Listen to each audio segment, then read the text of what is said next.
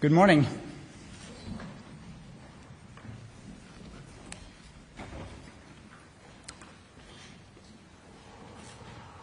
The Nobel Peace Prize for 2025 goes to a brave and committed champion of peace, to a woman who keeps the flame of democracy burning amidst a growing darkness. The Norwegian Nobel Committee has decided to award the Nobel Peace Prize for 2025 to María Corina Machado. She is receiving the Nobel Peace Prize for her tireless work promoting democratic rights for the people of Venezuela and for her struggle to achieve a just and peaceful transition from dictatorship to democracy. As the leader of the democratic forces in Venezuela, María Corina Machado is one of the most extraordinary examples of civilian courage in Latin America in recent times. Ms. Machado has been a key unifying figure in a political opposition that was once deeply divided, an opposition that found common ground in the demand for free election and representative government. This is precisely what lies at the heart of democracy, our shared willingness to defend the principles of popular rule, even though we disagree. At a time when democracy is under threat, it is more important than ever to defend this common ground. Venezuela has evolved from a relatively democratic and prosperous country to a brutal and authoritarian state that is now suffering a humanitarian and economic crisis. Most Venezuelans live in deep poverty, even as the few at the top enrich themselves. The violent machinery of the state is directed against its own population. Nearly 8 million people have left the country. The opposition has been systematically suppressed by means of election rigging, legal prosecution, and imprisonment. Venezuela's authoritarian regime makes political work extremely dangerous. As the founder of Sumate, an organization devoted to democratic development, Ms. Machado stood up for free and fair elections more than 20 years ago. As she said, it was a choice of ballots over bullets. In political office and in her service to organizations since then, Ms. Machado has spoken out for judicial independence, human rights, and popular representation. She has spent years working for the freedom of the Venezuelan people. Ahead of the election of 2024, Ms. Machado was the opposition's presidential candidate, but the regime blocked her candidacy. She then backed the representative of a different party, Edmundo González Urrutia, in the election. Hundreds of thousands of volunteers mobilized across political divides. They were trained as election observers to ensure a transparent and fair election. Despite the risk of harassment, arrest, and torture, citizens across the country held watch over the polling stations. They made sure the final tallies were documented before the regime could destroy ballots and lie about the outcome.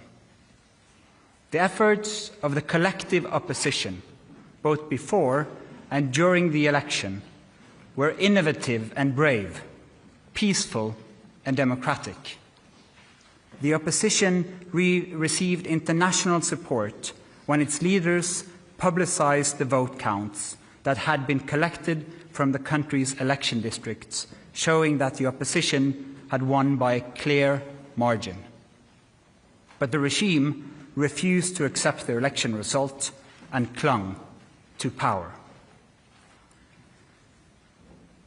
Democracy is a precondition for lasting peace.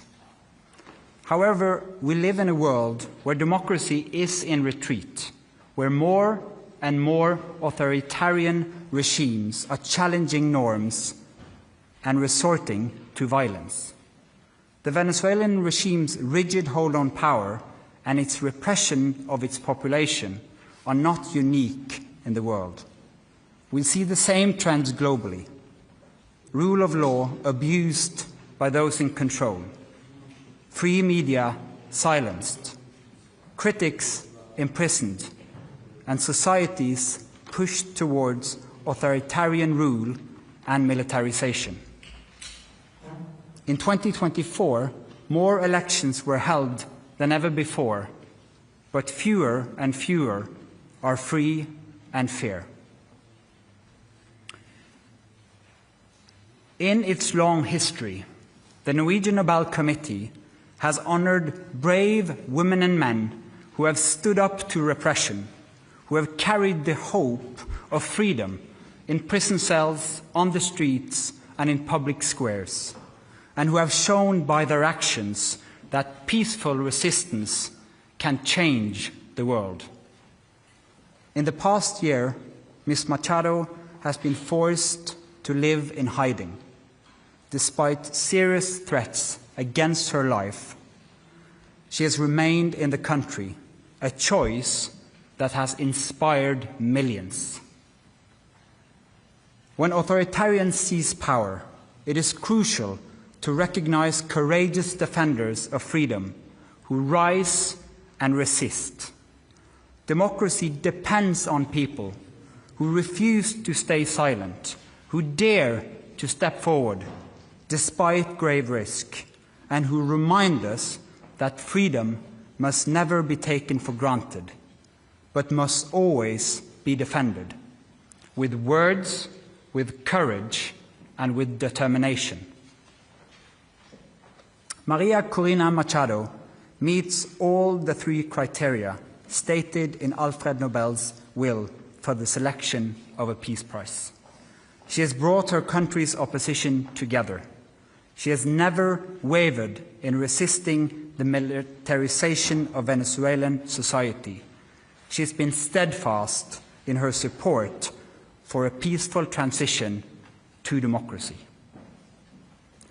María Corina Machado has shown that the tools of democracy are also the tools of peace. She embodies the hope of a different future, one where the fundamental rights of citizens are protected and their voices are heard.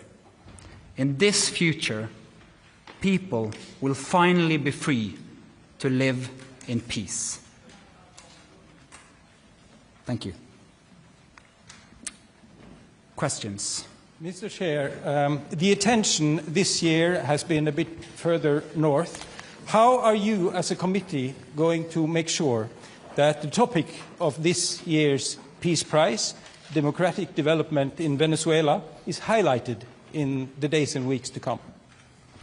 First and foremost, we hope to get your help, because the media obviously plays an important role in highlighting the humanitarian crisis in Venezuela, but first and foremost the immense and impressive work of the opposition in that country, so that they will still have hope to fight for a future of freedom for their country.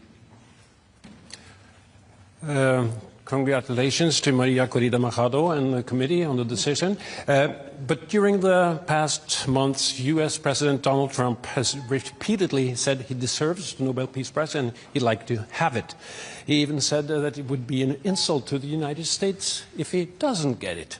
What does as the chairman of the Nobel Peace Prize Committee think of this, and how has this campaign-like activity by the president and his supporters, domestically and internationally, affected the deliberations and the thinking in the committee?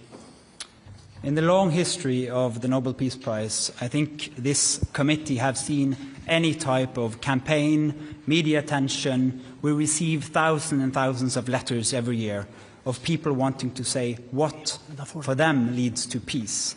This committee sits in a room filled with the portraits of all laureates, and that room is filled with both courage and integrity. So we base only our decision on the work and the will of Alfred Nobel. Hello, Bibiana Piene from the Norwegian News Agency. As you state in your explanation, more and more countries are moving in a more autocratic direction. Would you say that the committee, by this prize, is sending a warning to the world? Living in a world where we have less and less democracies and more authoritarian regime means that the world is also getting more unsafe. And we believe that peace, democracy is a precondition for peace. And so, yes, that is the message to the world. We need to support the democratic forces also on behalf of peace. Thank you. Mieszko Czarnecki, the Polish press agency, PAP. This is the next Nobel Peace Prize in recent years when woman has been awarded. Do you feel that women all over the world and in certain countries play a significant or a certain role protecting democracy, taking into consideration the Iranian activist from 2023 and the Venezuelan democracy protector that has been just announced as a laureate? Thank you. Thank you. As quoted in the announcement texts, in the long history of the prize, brave women and men from around the world have stood up against repression again and again. That is a key element of the Peace Prize, and we've seen it once again, that María Machado has been a unifying leader of the opposition in Venezuela, and what they did in the election of 2024 was incredible, and it gives hope to an entire country. Mr. Chairman, Christopher Ronenberg from Aftenposten. We've seen in previous years that awarding the Peace Prize to dissidents can put their lives at more risk than it already is. You mentioned yourself that she has been in hiding for quite some time. What considerations have you made when it comes to her safety and security now that she has become more exposed because of this Peace Prize? You're now touching upon some of the absolutely most difficult dilemmas in the work of the committee. This is the discussion we have every year for all candidates, particularly when the person who receives the prize is in fact in hiding because of serious threats to her life. She is very active in Venezuela, has been and will be. And so we are also taking the consideration that this prize will support her cause and not limit it. Thank you. Do you expect to see her in December in Oslo? Again, a question of security. It's too early to say. We always hope to have the laureate with us in Oslo, but this is a serious security situation which needs to be handled first. Thank you. Then I'll say thank you so much for your questions. Thank you for coming, and we'll have individual interviews.